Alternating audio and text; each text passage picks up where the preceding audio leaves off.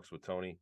Been a little bit of a hiatus. I've been on the road and doing a lot of things. The groups with Talks with Tony, the Patreon, i.e. the tier 3 group, the remote viewing group, which has basically 2 phases, like the advanced group on Sundays and the beginners on Thursdays, as well as trying to keep up and keep the tier 2 people up to speed with the quick Q&As have really been the bulk of my filming time. And so I had a few guests that kind of rescheduled. I got some really good guests coming up. But I just want to let you guys know that I'm still doing this, but the live groups are really where it's at. The remote viewings, I found we've had great success with those, and I intend to put out more remote viewing information and things along those lines, especially with the subject matter of today's show was a trip from last week. I got some water on me. A trip I took last week with Tyler Koala. Hello, Tyler. Hey, how's it going? Hey, really good, man. Welcome to the show. Thanks for doing this with me. And it's kind of a recap of what we did last week, which for me was mind blowing. So absolutely earth shattering. It was big. It was like I was just saying off camera, like what we did, all these people coming forward with memories, but what you did, but in particular, but what we did was something that no one really gets a chance to do. Go revisit a place where you were taken during the 20 and back.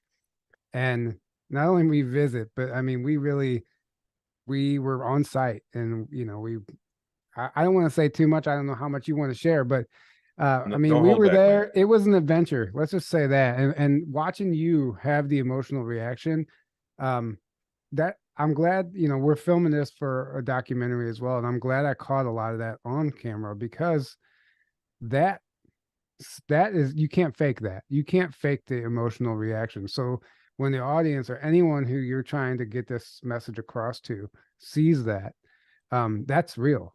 That's real. When you're reliving those memories. So I looked at it and, again, always my take on this when I do these trips, I did Seattle last month and, I'm always I'm planning, hoping to go to Peru and have some kind of a reunion there if I can figure out a way to get into that area. But for one, I'm always looking for proof, man. I'm always looking for the skeptic people to take this to the next level, take my testimony to the next level. So the world really needs to know, but they're not going to listen to me if I don't have proof. I did find proof here. I did. There are things, but again, there are things that I'm calling out in the past that we go and discover on site. And luckily we filmed some of it. It's not the proof that people want. People want paperwork. And I have found some things that support my entire testimony, the dates and places. But beyond everything, the emotional reaction this time it really wasn't pain, even though at first it was like the first instant, it was kind of emotionally painful, but really there is always it's hard to explain. It's hard to convey this to people, but I always have the hope. I literally have the hope that it's false. People are like, man, you're schizophrenic. It's a screen memory. It's blah, blah, blah. It's this and that. You're a LARP, whatever it is. I'm always in the back of my mind thinking, that'd be great if it was like that. But what happened was we went to a place that I didn't expect. We went to a portable, one of the buildings there, and I had I did not recognize it from the outside. I think they might have painted it. But I did not recognize that as the portable. I really didn't from the outside. I had no clue. And I just thought I was going to walk up and see some other portable and peeked inside. And lo and behold, when I looked inside, it was the place that I was during that time. And all the memories flooded back and the realization flooded. And you know what I mean? I went, oh my God, it's real. Oh my God. And I had this happen in Seattle years ago. And this was, profound. Neither one of them was any less profound than the other. The reaction is, but then I had time to kind of get over it. And, this time it's like you go there and it's true. So thankfully I was at your conference for the last 2 years. Mm-hmm. And I know you're planning on having another one next year in May in Grafton, right? Yep, so that's going to be called Rebels of Disclosure. Is that right? That's right. Beautiful conference, and anybody watching, please come on out. We'll be there. I said this, whether I'm a speaker or not next year, I'm still going. So I will still be there because all my friends are there. You know what I mean? Like it's a really easy to get along with people. We're all of the same mind and people that are up to speed on everything. So the conferences are the number one source for places like that. So I just wanted to plug your conference. If anybody Thanks. watching, please head out there and you can find it, I'm sure, on Journey to Truth. What is the Yeah, website? It's we don't even have the website up yet. We're still working out the details and we're building the website and all that. But as soon as we have all that, people will know. It'll be out. I know it's way early and it'll end up on your main site. So Yeah. I'm just Mhm. plugging that. So Yeah. but this time we went, man, and thank you for doing this. You know, originally Brad Olson went out there years ago and got on site and he was doing a FaceTime and he was showing me around. And again, a lot of the stuff that we found wasn't obvious. So I had no clue when we went out there. And Brad was going to come with me this time, but he had engagements. You know, Brad never sits still. He's always got something in the pipe. And Hmm. I really wanted to go out there and get footage before this upcoming conference in Orlando, the GSIC, Galactic Spiritual Informers Conference, Connection Conference. And I really wanted this footage for that so I can present. So every time it's the same story over and over.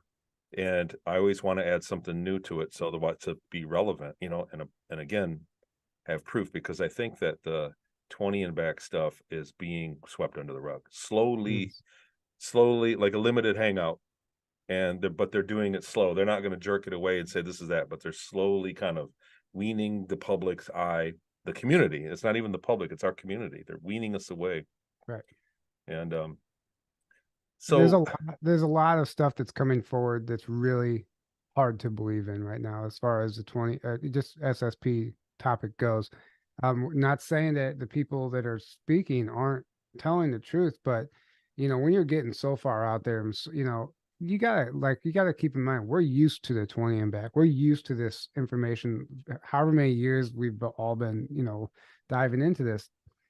So it all makes sense to us. We've had time to figure it out in our minds, but there's new people every day coming into this community awakening. And to be quite honest, we need to keep it going because we need to reach the new people and the skeptics, so to keep it alive. And I think the only way to do that is doing what we're doing and going on site, boots on the ground, getting that, I mean, tangible evidence. I mean, it's maybe not exactly what everyone wants to look for, or what everyone is looking for, but you're not going to satisfy everyone. Everyone has their own version of what they want evidence to be. And even if you show them a photo, they're like, oh, that's fake, so it doesn't matter. You're not going to make anyone happy. So, bottom line is you're bringing more to the table than pretty much anyone at this point by going around to these spots. And I honestly think it's incredible that I even get to be a part of it. And that's why, we're at the early stages of this documentary that you're going to be a part of. But we're really trying to reach the skeptics and reach the new people and give it credibility in a way that even the skeptics have to look at and say, huh, I that's right. wondered, and that's where we're at. Yeah. That's always been my thing. I'm like, look, man, you guys can explain it some other way, but I'm calling it how I see it, what I remember, and there's things you can't explain away. The series stuff and the salt. Um, but again, I went to Seattle and I got plenty of evidence there. And like I go to these places and there's no real smoking gun, but this one really was a wealth of stuff. Fortunately, like I said, I was at your conference 2 years ago. I have a clip that you sent me when I was on stage talking about INYOKERN. So but in the clip, I talk about the buildings there they used to be portables. I remembered 3 portables. So I remembered a portable that we slept in. We had cots and sometimes they did experiments there. They had other things since I've been there, we've returned, I've remembered much more about it. So the memories have come and they're unsettling, but they're not unwelcome. So it's like a healing thing. To remember a traumatic event is the way to get past it and to work through it, at least the stage I'm at. But I was on stage at your conference 2 years ago, and I know I've been through dozens, and it's a lot of my interviews I can't find, and I don't want to pour through every interview to take a 20-second clip. This is a really great thing of evidence. Those 3 buildings is where it was. Back then they were portables. They were condemned after and replaced, and those are buildings that Brad showed me. They're not portables anymore. But they're still classified as a California Special District. they don't exist. They don't technically exist. So I remember two big portables that we were in, and then a nurse's portable. And the other portable was had a tile floor, and they had chains hanging from the ceiling like a swing set. And we would go in there, and they'd put us in it, and we had helmets that, motorcycle helmets with electrodes, and we got shocked as the movie played. We watched crazy movies.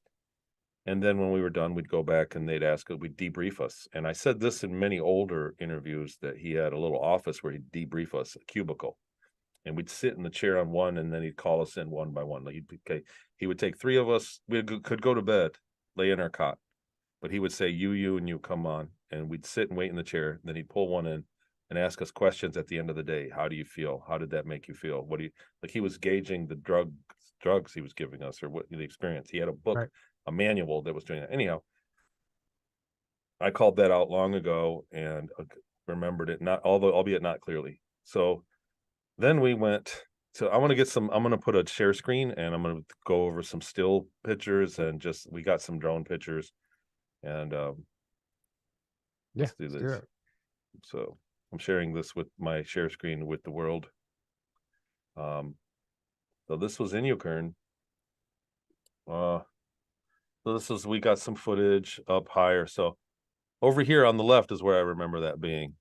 So here's a better shot of it. These buildings here, these three buildings, I hope you guys can see my cursor, but these three little barn sheds, whatever you want to call them, are classified as a special district. It's California Special District. And I have slides I presented on that. I remember the whole thing. I remember walking on this hot pavement in the summer. We had socks. We'd walk around in our socks, and we'd walk from one to the other. Even at night, this stuff hurt your feet. Like even in the middle of the night, they'd wake us up. This wasn't there back then. Let me go back here. Here's another good look. But I remember right here in this area was the portable that we slept in, and we would get out on the porch, go this way, and we would walk over here, and there was the other portable that we'd watch the movies in. And then up here was the nurse's station. There was a kitchen and like a first aid place in it. She was a nurse, and she would come over and help the doc, and he was in and out. They'd plug us into movies and let it play all day long, and they'd leave, and they'd come back for lunch, and we'd go bathroom break, and then lunch, and then they'd put us right back on there, and then they'd pull us down, they'd feed us. I don't even really remember eating. I remember sandwiches. I remember anyhow. But these are some stills of what we found there. I don't want to go.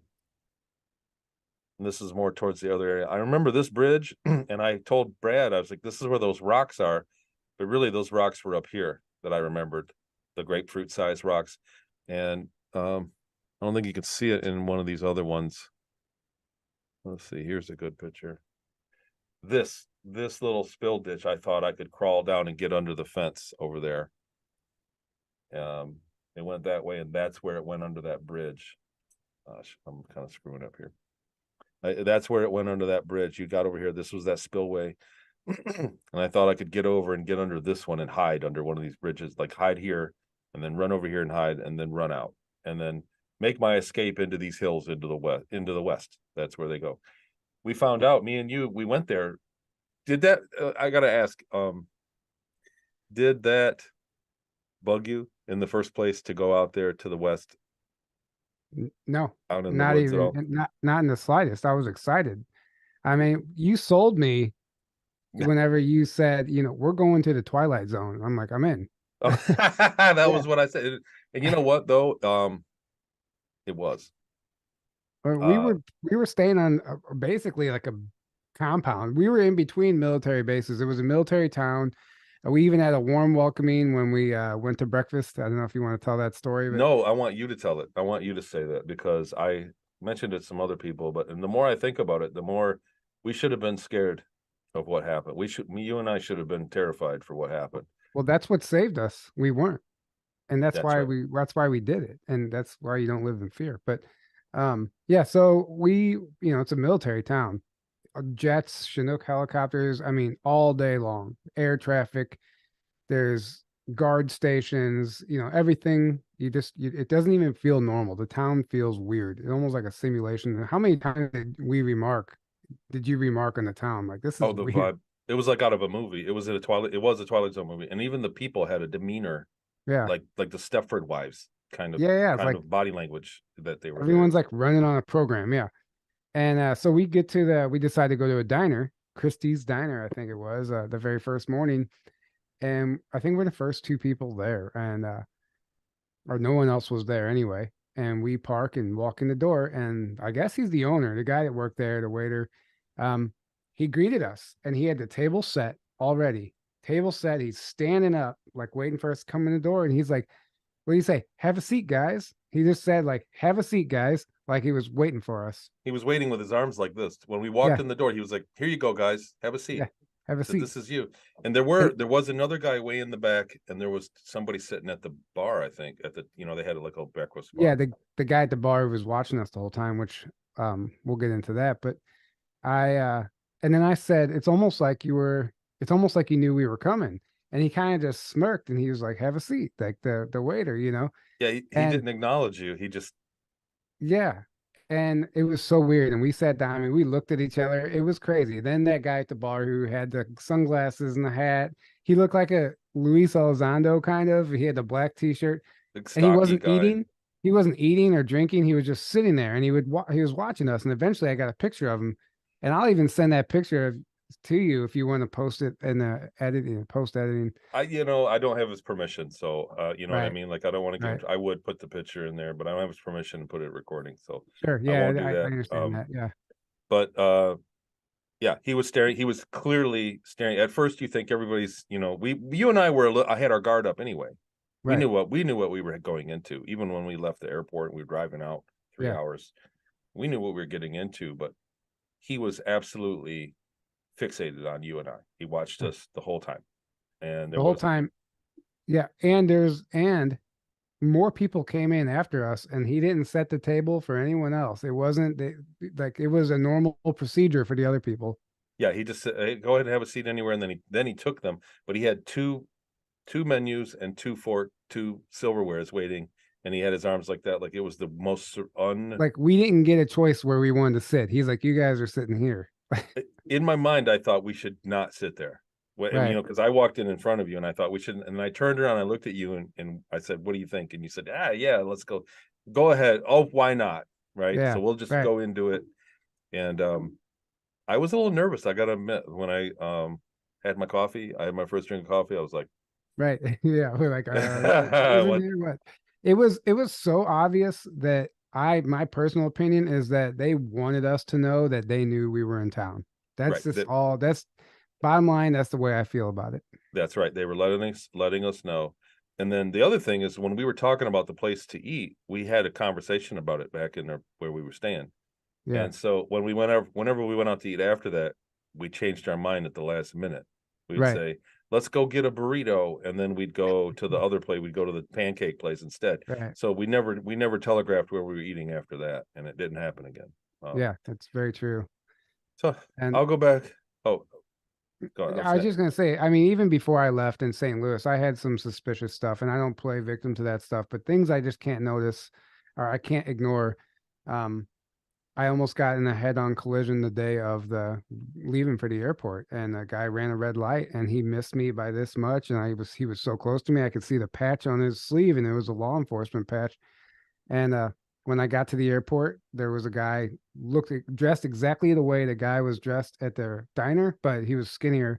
And he, at three different times, I caught him looking at me, and I eventually took a picture of him. He wasn't just looking at me. When I got up to the restaurant, he followed me to go eat. Like it was wild. And I'm like, man, I don't want to be paranoid, but who wears sunglasses in the airport? Like it was so obvious. He looked like a Fed boy with a satchel. I mean, anyway, uh, it was just interesting. And then whenever we got there and we walked into that diner, it was like, okay, it's on. it was You know, obvious. It wasn't a ham. and That instance of the diner was not something that you could explain away. You no, just can't. and when we pulled up to INYOKERN, they opened the gate for us. That's right. And you said go in there. I remember you saying, and I said, I'm afraid they won't let us out. We won't get out. We don't, That and had plus, trap written all over it. yeah, it was weird. Yeah. I I was I was in a panic state of mind the whole time when we were on the base in Ukraine. We were in the airstrip. it wasn't because I was afraid of something, but it was because that it hit home that it was real. Like the memory, like when I said the sunrise, watching the sun come up before the day before we went, when the sun, I went, oh God, exactly. I remember it because the weather is always clear there. That's why they have that's why they have an air base there. And it was the same lighting, the same everything, the sound of the jets flying over. It was like, I remember the F-18s were flying over all day long and going on INYOKERN. So I was I was already in a confused state of mind. If I would have been maybe in your shoes, like with a friend and not been detached, I would have wanted to go ask questions and, hey, tell me about this, like been kind of a sleuth about it. But honestly, I felt like just returning there was theft enough, you Mm-hmm. know. Yeah, yeah. Um, but It, so I'm going to show a video. I'm going to yeah, show a go for it. video of it, and let me make sure I click the share sound button on it. See here. Oh, that works. Zoom USA computer. If you were to go ask questions anyway, I don't. The people working there today, they'd probably be clueless. I mean, unless somebody was there waiting for us, but potentially.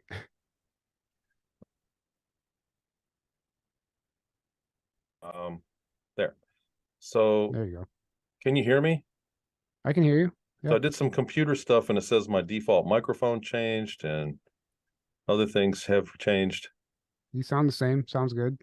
So we filmed this, and this is an unedited version. So it'll be So here we are later. in INYOKERN Airport.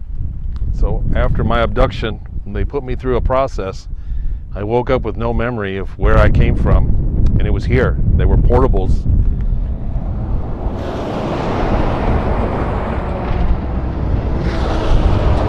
Reality of roadside filming. There were portables where there were buildings that I found later were classified as special district classification. So they're out of the jurisdiction of law enforcement. But I remembered that, and I was put through a trauma-based mind control program. And I remember the mountains to the west and the outcropping over there that I always would plan taking these trails. You can see trails going up. And I thought if I could make it to some of these spires of stones, I could hide. Like I'd seen Hardy Boys movies. And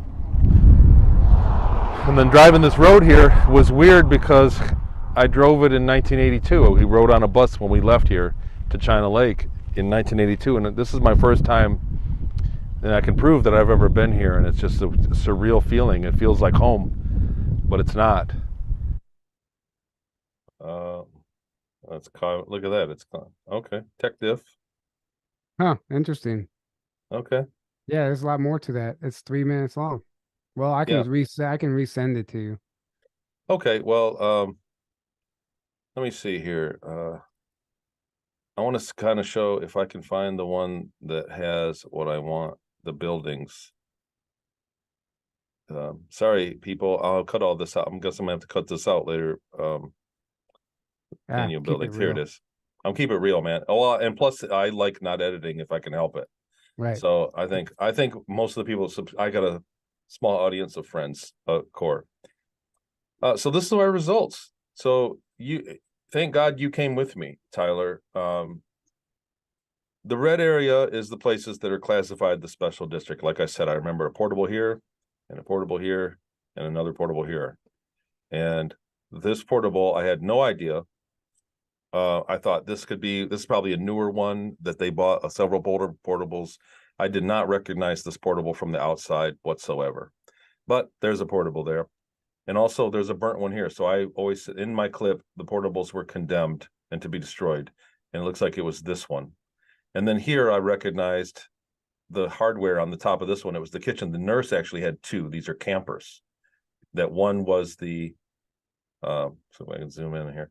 One is the hospital one, and the other was the kitchen that had the coolers in it, that had refrigerators. So let's go. So we did make it into a portable.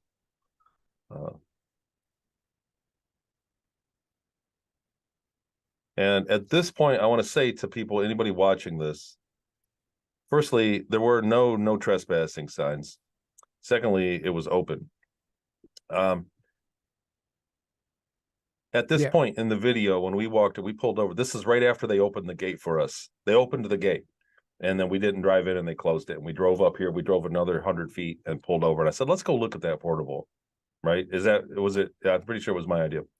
Yeah. And at this point, I had no recollection of this portable. This did not look familiar to me. I remember the porches were kind of beefy on the ones we were on. They were big porches like that.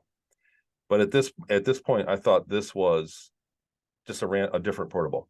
That was after the fact. I did not suspect this in any way, shape, or form to be one of the buildings that I remembered.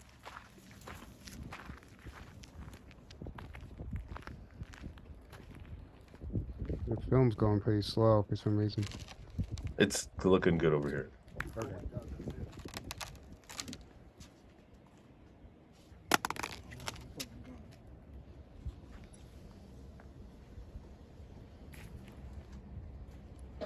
I'm thinking, get it together, man. But that was it. First glance, I knew it. I absolutely knew that was What do the you building. see? That's the portable.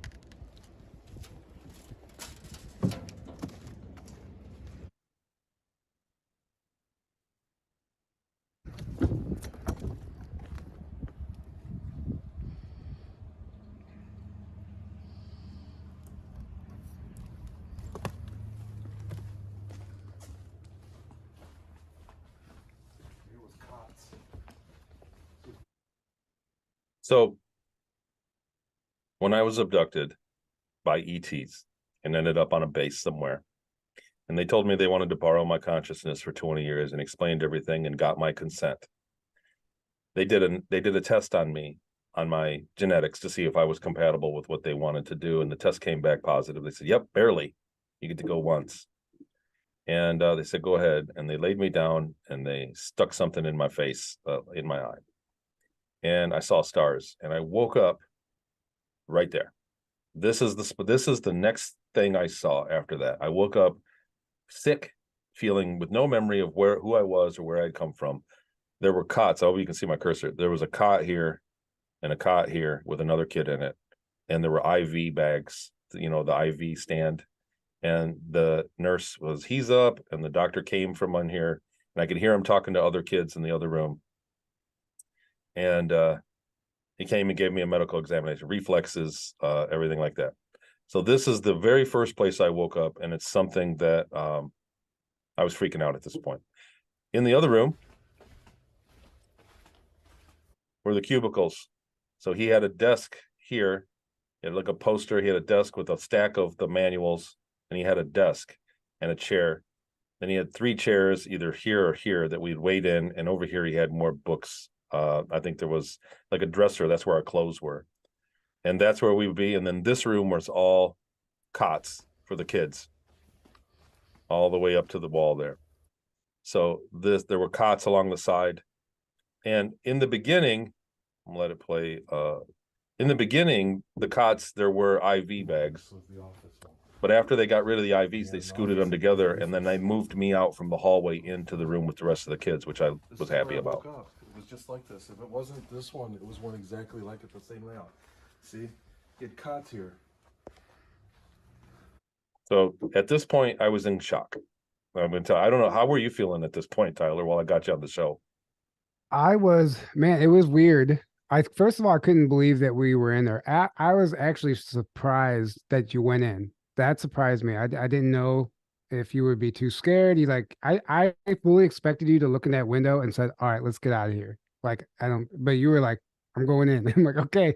I just had the camera and I was just trying to keep up, and I was like, I could feel your emotion. That was the biggest thing that I remember.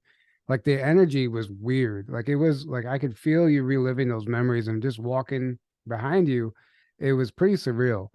And like the video, like you said, after watching it back, the video doesn't do it justice. Like it felt intense when we were in there, like we were doing something wrong. You watch it back, it just kind of looks like we're strolling around through an empty building, but felt like so much more than that. Yeah. Well, it did to me. Like I said, at this point, I was in a state of shock right now. Right. And then I realized we were trespassed. I thought I better get some. I wanted to slow down and do a better job. I wanted to explore it, but we were ultimately somewhere that is closed off. I mean, it wasn't locked; it was open. You could walk right up. There's no signs. So, you know, an argument could be made that we are not trespassing. That this is a public place. So, and we didn't disturb anything. We took some pictures and got out of there. So, you know, if this show leads to trouble, then I guess I'll answer to it. But this place is real. If they didn't want us walking around in their old derelict 1982 portable, they shouldn't have duck kids. Right. But up here at the nurse's station, there was another desk. Man, over to the right. I said, let's get out of here. And this is when I was like really freaking out. We were closed it. Yeah. We were never here. Yeah, that's what you were saying. And besides them watching us right now from satellite. Yeah, you were making light of the situation, and it's like I was still in shock. That's me always, you know, and I wasn't trying to take away from the moment for you, but oh, not at all. And you weren't. Like I said, I said there, like I feel like I want to throw up. I said, oh my God. You know what's well, go ahead. Well, I was just gonna say that was it led to the reality of it all. You know, I mean, it made it real. So let me see here. I'll just let this play while we talk. That's some drone footage, I believe. And you know what's interesting? Thinking back on this trip, like it was almost too easy. Like there, like it's like we didn't even see anyone. First of all, like besides them opening that gate, like I don't know. It's like they were allowing us to be there almost.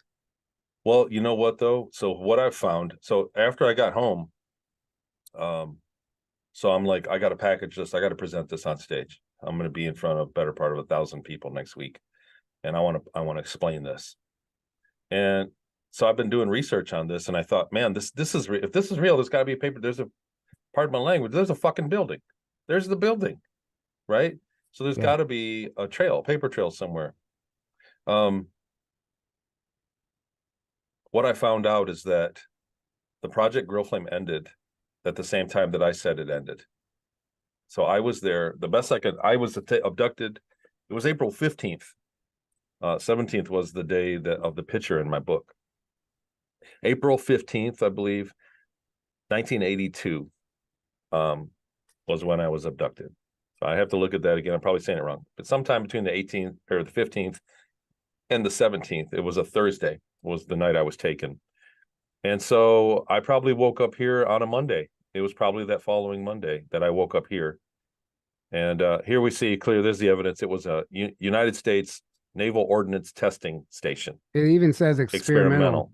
Yeah. You know what's funny is like, if anything that we should have been scared of is this, like flying a drone in an airport. Yeah. Like I can't even, like you were like, yeah, I'm not going to fly over the fence, and you fly directly up to this. Like you couldn't have gotten any closer to this building. It's funny. Well, it wasn't in airspace, and let me be clear for anybody watching. The drone was like 100 feet up, so no plane, and it wasn't in any airspace. So they let you fly. The drone will not fly in a restricted somewhere. Space. Yeah, because we tried again in Vegas, and we were near the airport. It won't even take off. Right. So back to why they let us is that I'm gonna say there's some other drone footage I'd like to get here. Let me do this one. So this was a little bit higher. I think this was like 200 feet up, and I'm just going to get some footage for the hills in the distance. By the way, we solved that too when we went out there. If I would have escaped and made it out to those mountains, I would have surely died. It's a very inhospitable environment. I wouldn't have made it far, put it that way. But what I found is that the project, and then I remember ending up in Peru right after New Year's of 83, because kids had 1982 shirts and they were making fun of them. So I always remembered that. I was like head on. I didn't know what was happening to me when I got dropped off in Peru. And so that's kind of I was so afraid of being something bad happening that I remembered that kind of clearly. And I remember kids having a 19, those shirts that have the 8 and the 2. And so it was right after New Year's. So it was January of 83 that I was in Peru. So I find out that the funding for Project Grill Flame, this was a subcontracted from that. So not only did Project Grill Flame took place in Fort Meade and other places out east, but they subcontracted it. They were eager to sell to individuals and other organizations that had type 3 security clearance, and they were selling it, they were contracting out the services. And so and obviously I was a space-based asset. I was from the secret space program, so I was probably a higher security level 5 or something. So I found evidence for that, paperwork for that, but it ended right then. So we were the last batch. So us that went through this with the research from the grill flame, we were the last batch until they discontinued that program. And don't think that that's discontinued because was a failure. They discontinued it because they said that INSCOM had the monopoly on remote viewing, and so they wanted the other branches to have access to it. So they renamed it to Project Center Lane, which put the technology in the center, and then they moved it to Leavenworth, and all the other branches could access the data and train their own remote viewers and their own psychoenergetics.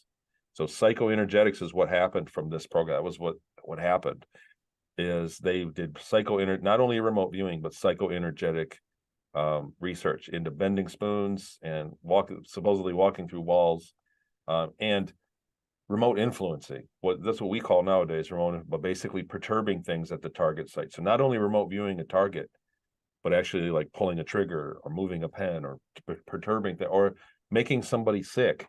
So that's another thing. They were, you can make somebody sick, you can perturb behavior at a distance when you have, so they perfected that Now, and sold it. just so the audience is clear, it was moved to Kansas City, Yes. right? Yeah. So Leavenworth, yeah. Fort Leavenworth, Kansas City. So what I'm saying is the contractors that were this, so we were kids that they believed were clones.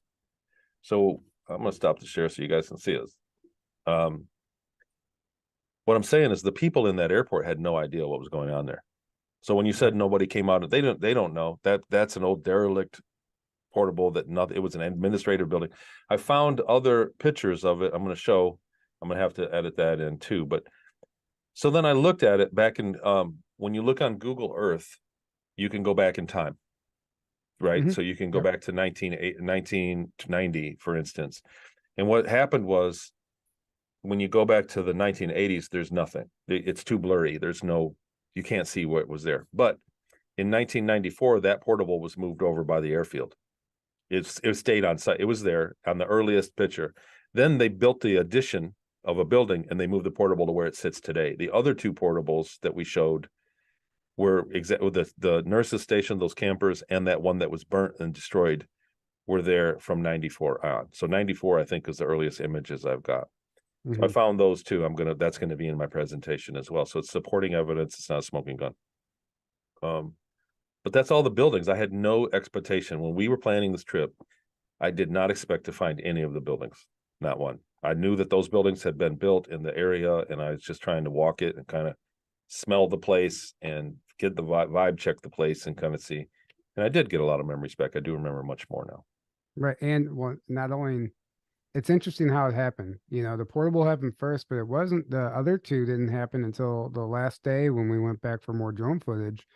And we just happened to go down some off the trail road, and then we ended up on another road that drove us past the nurse's station and the doctor's office, or wherever, the lunchroom, right? Yes. And then that's also when we connected the dots about the condemned one that was the frame. Let me see if I have something in here with that.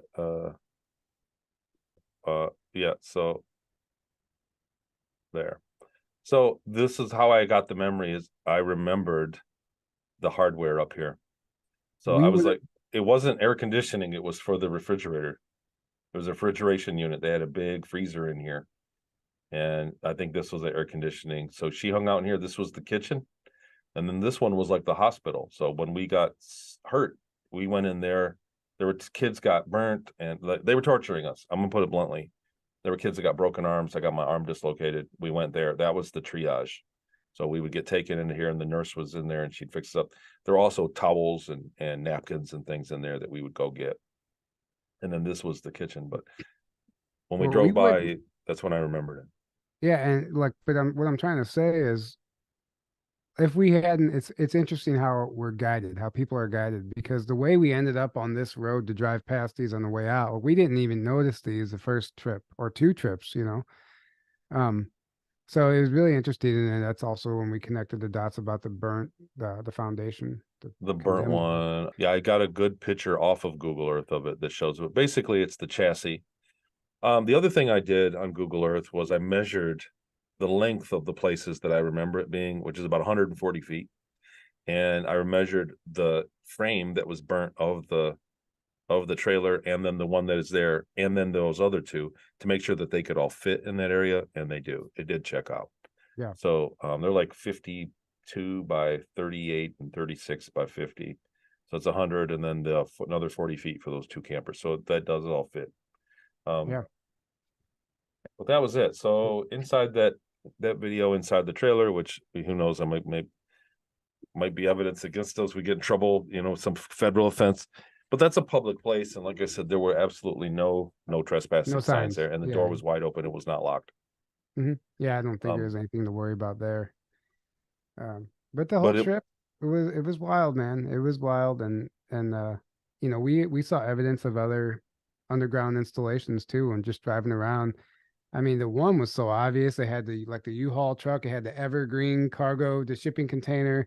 they had trucks parked outside of an abandoned house, an abandoned mansion too. I mean, the thing looked like it was 10,000 square Yeah, feet with the windows busted out of it, and then a radar array right above it, and on a hill in the middle of nowhere. Yeah, 20 miles from everything. Right, a right, radar array next to a giant building with box fans parked out front. So it was obviously an entrance to a lower to a. It was obviously exactly what an entrance to an underground base would look like. You would right. think it would look like, and it was like they weren't even trying to hide it. It wasn't Well, even. they know people who aren't in this field aren't ever going to question that. People are going to drive by that every day, and Mhm. they're just going to think, "Oh, military. That's it. That's Right. it." They Right. don't have to explain themselves. They're not obligated to explain themselves. And even when people like us do connect the dots and we see through the veil and we understand what's going on, what are we going to do? Like we can't Yeah, drive up there exactly. and say, "Hey, stop." Yeah, let me Yeah, open this. Let me see where this elevator shaft is that goes right, down. So it's going to be secured as well. I imagine this, if you poke the hornet's nest enough, somebody's going to show up, and right. you're going to get in trouble. I think we're flirting with it right now. Like I said, I'm heavily researching. I'm using the CIA declassified documents, which are perfectly legal for me to look at, but I've got a list of names that are involved with what was going on back then. And the interesting thing, and like I said, I'm gonna for people in Talks with Tony, I am going to be presenting more of this information in the coming months. But the program that I was in started out as a remote viewing program, and it morphed into something very much else. And they called it psychoenergetics. And so along those lines, I've already uncovered a few other things that are going to make remote viewing a little easier. Like, well, I mean, I'll save that for later, but I'm already uncovered a lot of things and remembered things from what I went through back then of the technology that they were doing. So there are a few things that I want to do. It opens the door to an extremely advanced version of remote viewing. And tier 3, it's kind of what we've been doing all along. It is remote influencing. We tend to heal people. We tend to do things that are positive. People, move into a city and don't have any friends. So we do a group meditation. We all meditate that they find good friends soon. And then That's it cool. happens. And then That's it cool. happens. It manifests. Like, my life is terrible right now, and my job sucks. I need a better job. We all meditate on it, and it happens. These things, it's amazing. But most of the time, it's healing. Somebody's sore, mom's sick, somebody's sick, and we heal. We do a meditation on them. We cover them with a blue light and positive intentions, and we ask, we protect ourselves when we go in, and we all do it at the same time, the same moment on the clock, and we have stunning results every week. I don't think they'd all lie to me. So I don't think they'd all come in and say, Tony, I'm great. I think if it didn't work, they'd say something. So Right. most of the time we have really, really, really good results. And every time we have good results. Exactly, and I think that's amazing. But one other thing I want to point out that we didn't talk about being in that INYOKERN in that town, or Ridgecrest, um, when we were driving around town, like you were also pointing out things that you remembered, like they took us through this checkpoint or this guard station, and you remember being on the bus and all the kids. You know, the recall was coming back throughout town, not just at INYOKERN Airport. And around there, so it's very distant. You know, like they're very distant memories, like your childhood. Anybody would go back if somebody lived in a place until they were 10 years old and then moved away, and then after they were 50 went back to visit that place, it would kind of be come back and kind of not. And that's kind of where I was with that riding through Ridgecrest, because it was only really one time that I went through there. Yeah. And but yeah, that was true. I was having heavy flashback. The main thing is the vibe. It was weird back then. And it's my theory that everybody that's living in that town is an experiment. I think you so. were pointing out the drum. You've done shows, Journey to, like, I haven't watched all your shows, but you've done shows where you said people were talking about the voice of God technology and some of the other technology, that those big drums on the 5G towers. And I have never, in a town this small, I'm going to get the population on it. In a town that small, I've never seen so many 5G towers concentrated. It was like you're never a stone's throw away from a different 5G tower, and every other one had one of those big drums that you said were voice of God tech. And then everybody there was a Latino. It was a heavy Latino population, so people that may have immigrated or came through illegally that they put there, and they're being experimented on. Like, it's my opinion and my hunch that that's a test bed for well, I believe so, and there's been enough people that come forward that, you know, the 20 and back can happen in one night. You can, I mean, not 20 years, but you can literally do 8 hours and back. That's right. And I think that's what happens in those towns. Donald Marshall used to talk about it, and, you know, they would, you know, abduct the consciousness during the REM state of sleep and put you in a clone body and have you do something in the middle of the night and put you back. And like, it would be a nightly thing. It wouldn't be like one night and it's one and done.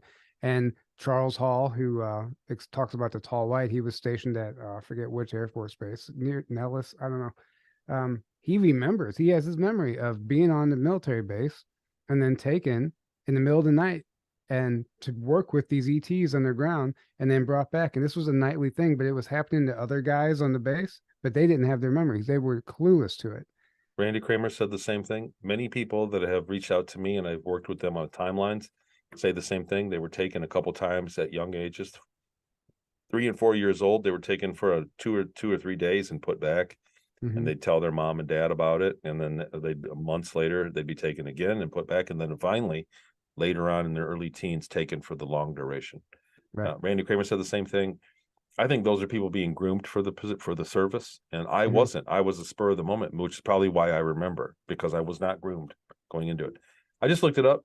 China Lake and Ridgecrest together have about just under 30,000 people living there. That's not. And it's pretty spread out. It's like it's very spread out. It's like 2 cities. So 15,000, you know, 20,000 on one side and 10,000 on the other, plus a military base. But there's nothing 100 miles from anywhere else. That's that sign that says 100 miles from everywhere. So I believe it's an experiment. It's a warfare experimental town. It was the weirdest vibe ever. The question is, what happened to us while we were sleeping? Right? So I was afraid of that too. I was like half locking the door. To be honest, the very first night when I was trying to go to sleep, I was being nudged by something. Like I was like, my body was nudged right as I was falling asleep, and I rolled over, and it was like some etheric like entity or whatever. Like, and I had to write it off the first time and tell myself that it was just a body. My body twitched, but it felt like I've been laying on my side. It felt like somebody just kind of nudged me, and then when I rolled over, I felt it again, and then I couldn't fall asleep after that. I'm like, okay, I started, you know, like not panicking, but you gotta like do the clearings and stuff. But I eventually fell asleep, and the next night was fine. But I just wonder. I mean, they knew we were there, and maybe nothing happened. Maybe my muscle was twitching. Yeah. I was out like a light both nights. I slept like a baby. I was completely out. I remember I was out before I hit the pillow asleep both nights. So slept really good. If anything, I'm more worried about now, like now that I uncovered this stuff and I'm heavily researching it. I keep getting weird phone calls from Baker, California, and from Southern California in that area. I keep getting solicited. It's like possible spam. and I Right. ignore it, and then it's a message that I've for financing. So it's probably an automatic thing for their AI for people that visit and Yeah. you know what I'm saying, like show up on the GPS on your phone, so then they spy on your phone to see what's going on. They're just going to see my horrible taste in YouTube videos and Right. my glaring porn habit. But that's what the military is going to see. There's nothing. There's no high tech stuff in there. But there's you people. So there are you. So Talks with Tony and other shows that I've been on. So this is new evidence. It's not easy to explain in one breath or even in one presentation. So I'm going to get good at it, and it's led me down the trail of research around the dates of what I remember. So from what I can tell now, it was a contractor. It was a private. They sold the tech, a private contractor that had access, and they just ran us through and they used us. They sold psychics clones, what they thought were clones, which I was something else than that. Other than that, even if I was clone, they sold off psychic kids for service to do whatever they want. And I ended up drug running for the, we all know it's the CIA. They call it the Cocaine and Import Agency. So they would have clearance. The pieces are all there. So it's just to connect the dots. There's got to be a paper trail somewhere. Whether I find it or not remains to be seen. Yeah. So And let's talk about how much fun we had too. Like we enjoyed the hell out of it, that trip. we had a blast, Tyler. You were great to hang out with. You threw me for a loop. When we were in the gas station in Baker on the way back, Baker, California, and the guy behind us in line goes, "Where are you guys from?" And you said, "Oh, we just got married." Put me on the spot. I went.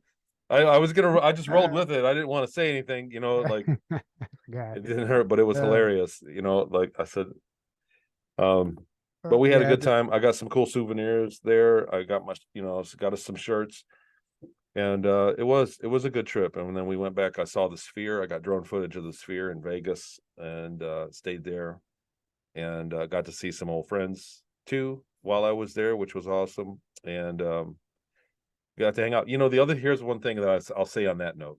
Every time that you picked somewhere to go eat, it was amazing. And as soon as you left the day before I did. You left on Friday, and I left Saturday. I flew out Saturday. As soon as you left, everywhere I went to eat was horrible.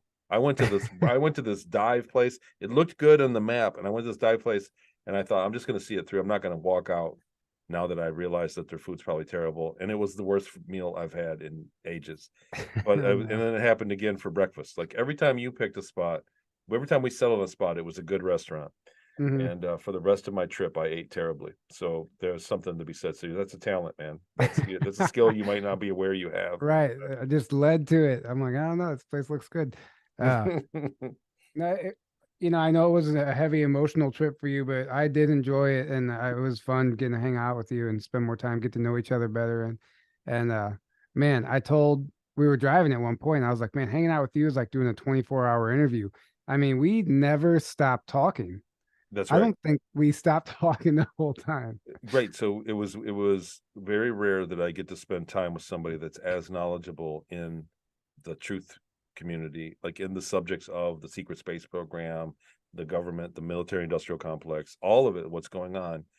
You just have such a body of work behind Journey to Truth. You have a lot of information. And then me being a speaker and going to I've seen a lot of things behind the scenes. I know people, and I hear scuzzle. There's a lot of things that we promise to people tell me and say, don't tell anybody. And I don't tell people, and so, but you learn from it and the history of it. So there are still, you learn by hearing what happens behind the scenes at these conferences and on the shows when you're off camera, the things we talk about. So there's a lot of information that unfortunately the audience doesn't get to see that we got to download. So that was really cool, man. And I learned a lot from you too. Definitely. I was actually, I don't want to say shocked or surprised, but I was like, I didn't expect it when you were pointing. It's like, see those? Everywhere. That's where a deep underground bases. We had somebody on a show that talked about that. And, you were pointing out stuff that I was completely unaware of that made perfect sense. Yeah. Well, thank you. I mean, that's what happens when you have this conversation every week for 5 years in a row, hosting a podcast, Pretty much. Yeah. And exactly. it becomes your reality, and you can't not see it anymore. So you look at everything through a new lens. And there were times, what impressed me was when we went out and skywatched that night, you knew the whole fucking sky. pardon my language, like every star, every constellation, every planet, you're just like bam, bam. And then you knew the story, like, oh, she's dancing and he's the fool and blah. I'm like, I have astronomy. I have a love for astronomy, as you might guess. So yeah. I think on a certain level, when I was a kid, I missed it. And like, there's another thing. So I would say this, and I would hope that everybody gets to experience it sooner or later. But even though my situation was dire and I was basically slave labor and it was a very lowly existence, I still got to go into space and would stand there and look. We were deep space and look out the window and see the star field in its reality, see the nature of space in its reality. And it's something that I think that 100% of us would absolutely fall in love with. And I missed it. And so there's no leaving it. It's like the ocean. It's the same love affair that one has with the ocean. There's no looking at the ocean and not being oppressed. If you really, I feel sorry for you if that's what your life is like. But I think everybody that goes to the beach and looks out in the ocean is a sense of awe. And space is the exact same way. And you miss the ocean. I moved inland and you miss it. So it's the same. It was the same thing. So here I didn't know what was going on. And I always had a love for that. And I went into astronomy and I learned the stars and then got my memories back and thought, oh shit, I've been there. I've been to that one. Yeah. Yeah. That was a fun conversation. I remember that night thinking, man, like if we should be recording this. That's what I was thinking. Like our conversations, it would have been some great A+ content. Very cool. So I'm gonna wrap. There's a little bit more, but like I said, I'm gonna be unpacking this information over the next year, for years probably. So this trip, there was a lot we did, and there's a lot that I'm showing here that I probably shouldn't. So already, I'm gonna go ahead and wrap, and hopefully have you back, man. And thanks for everything you're doing with Journey to Truth. You know as well as I do that it's hard to determine what's the truth. So present everything you can, and the audience is brilliant. They're going to sort it out, and time will tell. So that's what time has done for me. I came out and I got thrown under the bus by a lot of people in the community. But you know what? Time has validated me, and the truth is something that comes out over time. You're not going to get it all in one blow. So just stay with it. We're in this for the long haul. Yeah, absolutely. I agree with that. And thanks for having me on. This was a blast. And, obviously anytime. Absolutely. Okay. See you guys again soon.